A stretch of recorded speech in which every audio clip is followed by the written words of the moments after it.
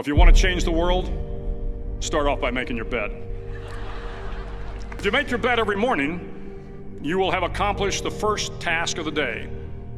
It will give you a small sense of pride, and it will encourage you to do another task, and another, and another. And by the end of the day, that one task completed will have turned into many tasks completed. Making your bed will also reinforce the fact that the little things in life matter. If you can't do the little things right, you'll never be able to do the big things right. And if by chance you have a miserable day, you will come home to a bed that is made, that you made. And a made bed gives you encouragement that tomorrow will be better. To pass SEAL training, there are a series of long swims that must be completed. One is the night swim.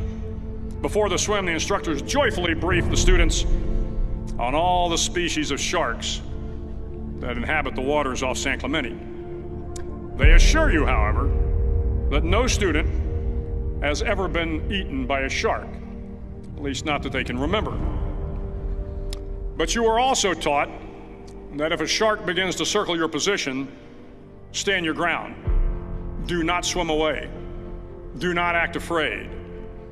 And if the shark, hungry for a midnight snack, darts towards you, then summons up all your strength and punch him in the snout, and he will turn and swim away.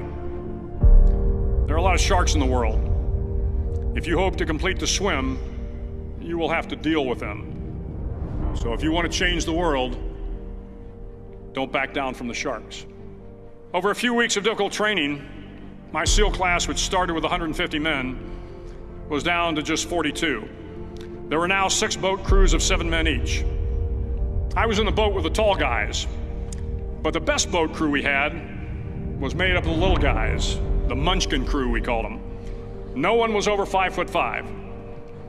The Munchkin boat crew had 1 American Indian, 1 African American, 1 Polish American, 1 Greek American, 1 Italian American, and 2 tough kids from the Midwest.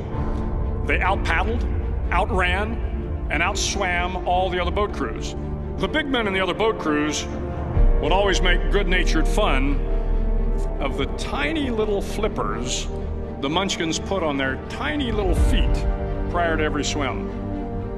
But somehow these little guys from every corner of the nation and the world always had the last laugh, swimming faster than everyone and reaching the shore long before the rest of us. SEAL training was a great equalizer. Nothing mattered but your will to succeed, not your color, not your ethnic background, not your education, not your social status. If you want to change the world, measure a person by the size of their heart, not by the size of their flippers. The 9th week of training is referred to as Hell Week. It is 6 days of no sleep, constant physical and mental harassment, and 1 special day at the Mud Flats.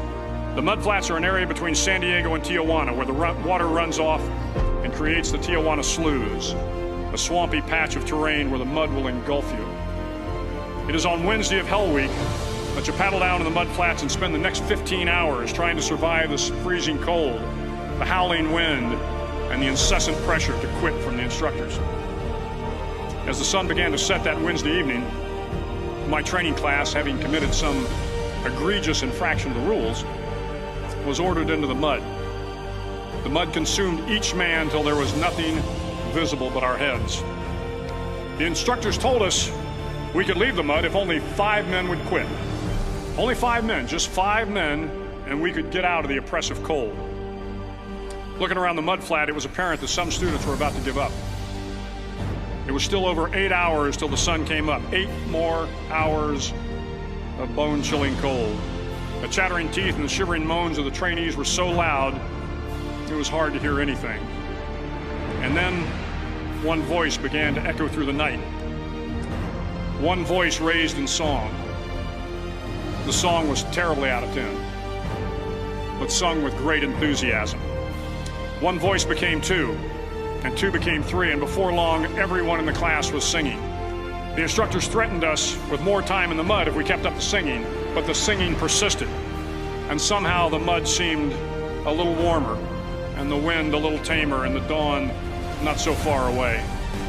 If I have learned anything in my time traveling the world, it is the power of hope, the power of one person, a Washington, a Lincoln, King, Mandela, and even a young girl from Pakistan, Malala.